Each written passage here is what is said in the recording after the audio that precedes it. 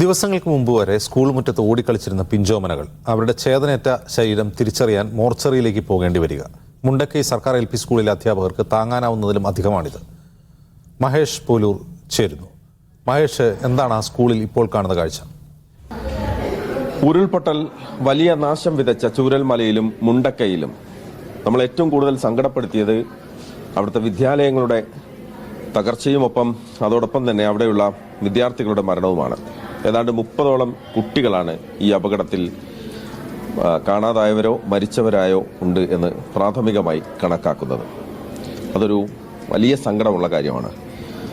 നമുക്കറിയാം, നമ്മൾ വെള്ളാർമല സ്കൂളിൻ്റെ തകർന്ന ഭാഗങ്ങളും മറ്റും നമ്മൾ തുടക്കം മുതൽ കേരളം മുഴുവൻ കാണുകയാണ്. അതിന് മുകളിൽ മുണ്ടക്കൈയിൽ ഒരു LP സ്കൂളുണ്ട്, മുണ്ടക്കൈ ഗവൺമെൻറ് LP സ്കൂൾ. ആ സ്കൂളിലെ അധ്യാപകരാണ് എനിക്കൊപ്പം ചേരുന്നത്. സ്കൂൾ കെട്ടിടത്തിന് വലിയ കേടുപാടുകളില്ല. പ്രീ പ്രൈമറി വിദ്യാലയത്തിൻ്റെ ഒരു ഭാഗം മാത്രമാണ് ഒലിച്ചു പോയത്, തകർന്നു പോയത്. പക്ഷെ അതല്ല, അവരെ സംബന്ധിച്ച് ഏറ്റവും വലിയ സങ്കടം 11 കുട്ടികളെയാണ് അവിടെ കാണാതായത്. പ്രധാന അധ്യാപിക മേഴ്സി തോമസ് എനിക്കൊപ്പം ചേരുകയാണ്. ടീച്ചർ, എന്താണ് പറയേണ്ടത് എന്നറിയില്ല. 11 പേര്, അത് എത്രമാത്രം സങ്കടമുണ്ട്? തീർച്ചയായും അതൊരു വേദനാജനകമായ ഒരു കാര്യം തന്നെയാണ്. നമ്മളെ ഒപ്പം കളിച്ചും ചിരിച്ചും സന്തോഷിച്ചും പൂമ്പാറ്റകളെ പോലെ പറന്നുല്ലസിച്ച എല്ലാത്തരം സ്വാതന്ത്ര്യത്തിലും അതോടൊപ്പം രക്ഷിതാക്കൾ ചേർത്ത് പിടിച്ച, അധ്യാപകർ ചേർത്ത് പിടിച്ച മക്കളാണ് നമുക്ക് നഷ്ടപ്പെട്ടിരിക്കുന്നത്. അവരുടെ വാക്കുകൾ തീരുന്നതല്ല. എങ്കിലും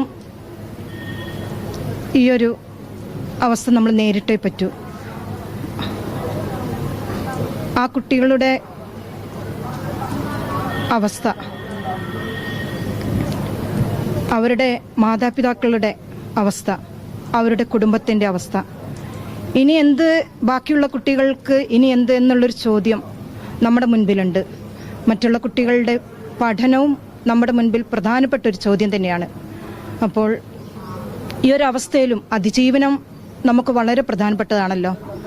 മുന്നോട്ട് പോയേ പറ്റൂ.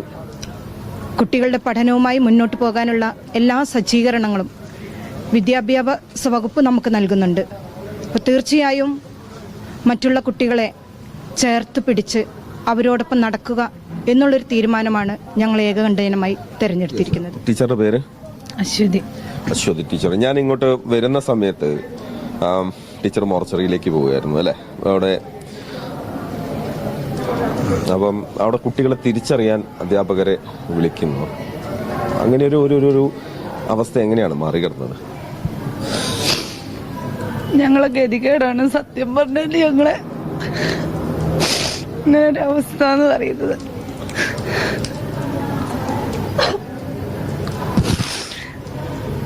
ചിറകിൻ്റെ അടിയിൽ ഒളിപ്പിച്ച് അതുപോലെ ഞങ്ങൾ കൊണ്ടു നടന്ന ഞങ്ങളുടെ പൊന്നു മക്കള്.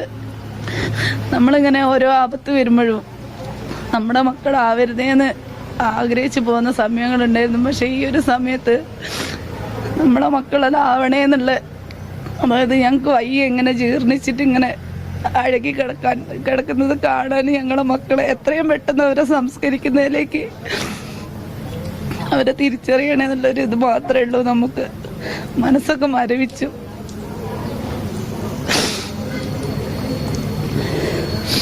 അവിടുത്തെ കുട്ടികള് പഠനം തുടർന്നേ പറ്റുള്ളൂ. അപ്പം ഇനി എന്താണ് നമ്മളതിൽ ചെയ്യാം? എന്താ ഒന്നും അറിയുന്നില്ല. ഞാൻ ഏറ്റവും ആദ്യത്തെ നാളാണ് ഇവിടെ.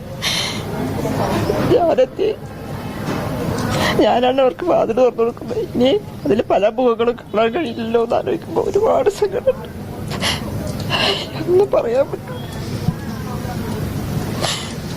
ഒരു വല്ലാത്ത അവസ്ഥയിലാണ് ഇവരുള്ളത്. പക്ഷേ അവിടുത്തെ ഏറ്റവും പ്രായം കുറഞ്ഞ കുട്ടി നദീർ ടീച്ചറുടെ ക്ലാസ്സിലായിരുന്നു അല്ലേ?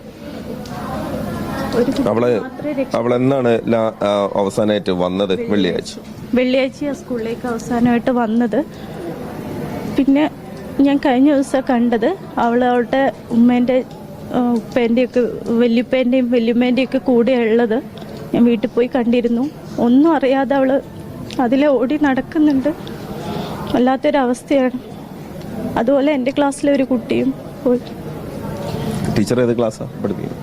4ാം ക്ലാസ്സിലായിരുന്നു. ഇപ്പം സ്കൂളിൽ ഞങ്ങൾ 3 പേര് ട്രാൻസ്ഫറായി വേറൊരു സ്കൂളിലേക്ക് മാറിയിട്ടുണ്ട്. 2 വർഷമായിട്ടാണ് നമ്മൾ സ്കൂളിലുള്ളത്. അപ്പം ഇങ്ങനൊരു സാഹചര്യം നമ്മൾ ഒരിക്കലും എന്താ കുട്ടി എന്താണ് പറയേണ്ടതെന്ന് ഞങ്ങൾക്കും അറിയില്ല. കാരണം ഞങ്ങൾ മുണ്ടക്കയിൽ അത് ഉയരത്തിൽ അവിടെ പോയതാണ്, സ്കൂൾ നിൽക്കുന്ന സ്ഥലത്ത്. അപ്പം നമുക്ക് വലിയ സങ്കടമാണ്. കാരണം കുട്ടികൾ വരച്ചു വെച്ചിരിക്കുന്ന ചിത്രങ്ങളും എല്ലാം ഉണ്ട്. ഒരു കുട്ടി അതിൽ മാത്രമായിട്ടല്ലേ 1-2 കുട്ടികൾ അവിടെ മാതാപിതാക്കളെല്ലാം നഷ്ടപ്പെട്ട് തീർത്തും അനാഥരായി നിൽക്കുന്നുണ്ട്. അപ്പം എങ്ങനെയാണ് ടീച്ചർ നമ്മളവരെ ചേർത്ത് പിടിക്കുന്നത്? അവർക്ക് ആദ്യം നമ്മളവരെ കൂട്ടിപ്പിടിച്ചിട്ട് നമ്മളുണ്ട് കൂടെ എന്നുള്ളൊരു ഉറപ്പ് കൊടുക്കാനായിട്ട് നമുക്ക് കഴിയണം. അതുപോലെ പിന്നെ അവരെ താമസിപ്പിക്കണം, പുനരധിവാസം. അതിനുശേഷം അവർക്ക് വിദ്യാഭ്യാസം കൊടുക്കണം.